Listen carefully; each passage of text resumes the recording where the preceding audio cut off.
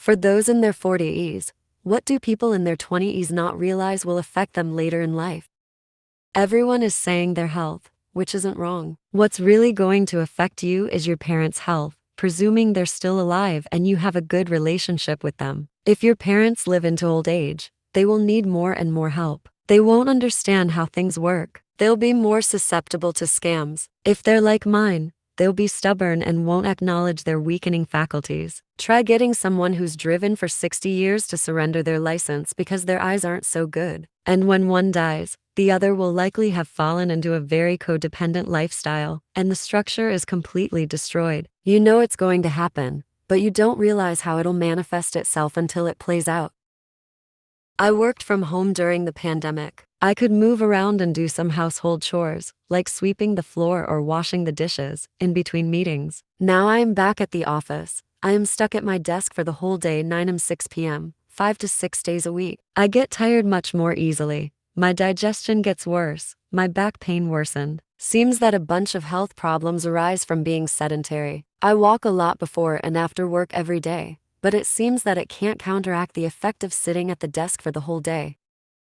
Real talk here, and this is not something I am seeing elsewhere in this thread. Learn that it can be you. You are not immune, and you will in some way and at something become a statistic. Everyone thinks it won't be them. You won't get in a car accident. You're a safe driver. You won't get diabetes. You've always been good about sweets. You'd never fall for propaganda. You're too smart for that. You'd never end up in a cult. Only gullible people believe in stuff like that. You'll never end up on the streets or in prison. You would never commit a crime. You'll never get cancer. That's something that happens to old people, or smokers, or people exposed to radiation. You'd never fall for obvious advertising. You're too smart to be caught by tricks like word choice or urgency or edited photos. You'll never fall for a scammer. You know better than that. Become comfortable with the fact that things will happen to you. That you'll get sick or injured or develop a chronic illness. That you'll get taken in by what in hindsight will be an obvious scam. That you'll believe someone's lies, or end up impoverished or desperate. Or if you were in such and such situations,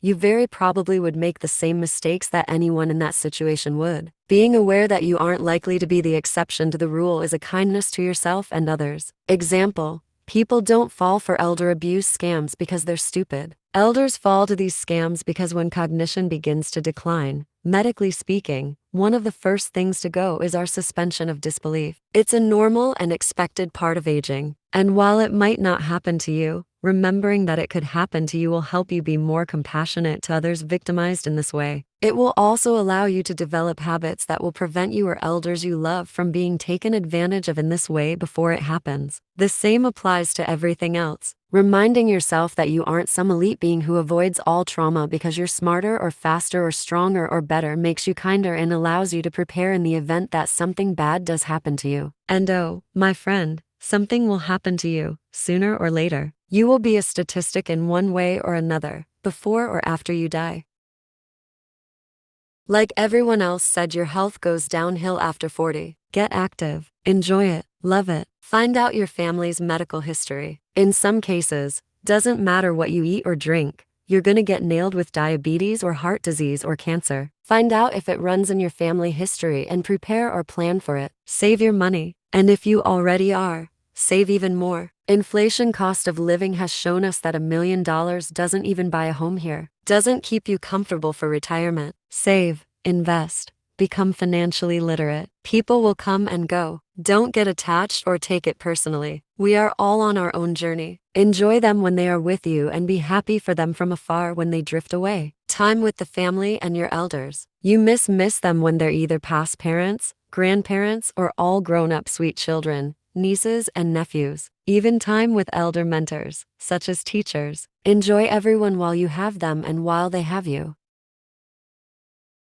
The power of compounding interest. For the love of God, start socking some money into your retirement as early as possible. Look at the charts online of the difference between starting to save a little when you're younger versus how much you have to put away when you're older to actually retire one day.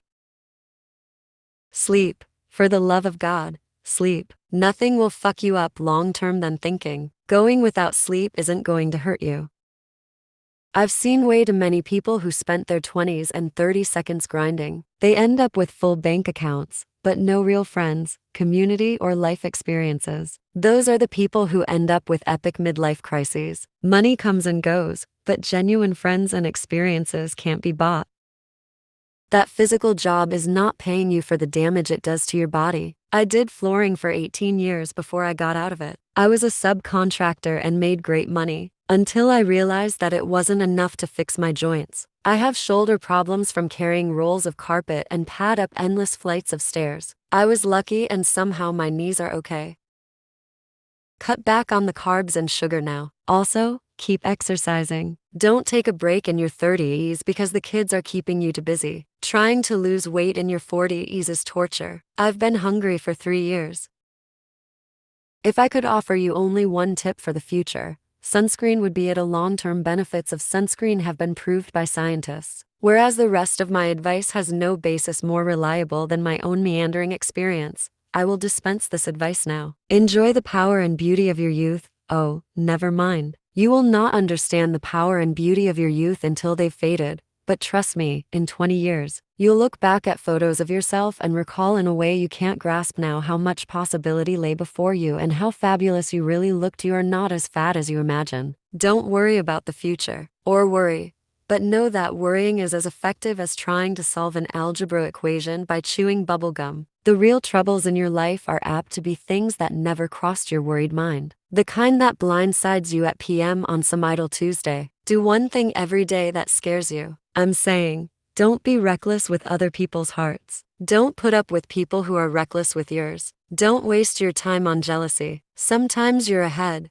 sometimes you're behind. The race is long and in the end, it's only with yourself. Remember compliments you receive. Forget the insults. If you succeed in doing this, tell me how. Keep your old love letters. Throw away your old bank statements. Don't feel guilty if you don't know what you want to do with your life. The most interesting people I know didn't know at 22 what they wanted to do with their lives. Some of the most interesting 40-year-olds I know still don't. Get plenty of calcium. Be kind to your knees. You'll miss them when they're gone. Maybe you'll marry.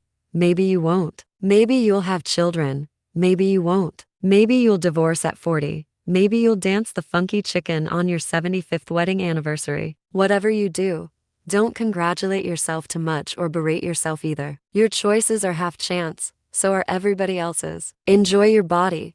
Use it every way you can. Don't be afraid of it or what other people think of it. It's the greatest instrument you'll ever own. Dance, even if you have nowhere to do it but your own living room. Read the directions even if you don't follow them. Do not read beauty magazines. They will only make you feel ugly. Get to know your parents. You never know when they'll be gone for good. Be nice to your siblings. They're your best link to your past and the people most likely to stick with you in the future. Understand that friends come and go, but hold on to a precious few. Work hard to bridge the gaps in geography and lifestyle, for as the older you get, the more you need the people you knew when you were young. Live in New York City once, but leave before it makes you hard. Live in Northern California once, but leave before it makes you soft. Accept certain inalienable truths. Prices will rise, politicians will philander, you too will get old. And when you do, you'll fantasize that when you were young, prices were reasonable, politicians were noble, and children respected their elders. Don't expect anyone else to support you. Maybe you have a trust fund, maybe you'll have a wealthy spouse, but you never know when either one might run out. Don't mess too much with your hair or by the time you're 40 it will look 85. Be careful whose advice you buy but be patient with those who supply it. Advice is a form of nostalgia. Dispensing it is a way of fishing the past from the disposal, wiping it off, painting over the ugly parts, and recycling it for more than it's worth. But trust me on the sunscreen. Cynicism. You'll disguise it as realism, but you gotta get past that shit to wisdom. And even then, you get maybe a tiny kernel of wisdom, if you're lucky. But it's better than sauntering through life feeling hard done by. I've moved on from friends who thought this way, people who don't lift you up and are only too happy to help you down. Think about where you want to be at 40 with respect to health, career, personal finances, family, relationships, etc. Now work backwards and plan the milestones you need to hit along the way and the steps you need to take to hit those. You have between 3, 5 to 5, 500 or so days to work on building the life you want to have when you're 40. Take a step towards those goals every single day. Time is on your side for now, so use it wisely. And focus on progress, not perfection, because setbacks and roadblocks are inevitable. Stop running from your issues and address them. You want to know what unchecked ADHD is really like? Imagine waking up one morning and 19 years have gone by. You haven't worked on yourself, your goals, or your financial health, and you can't remember the last time you actually did something to improve yourself. I lived that journey for you. It sucks. It really sucks. That's all for now. Thanks for listening to Digital Apathy.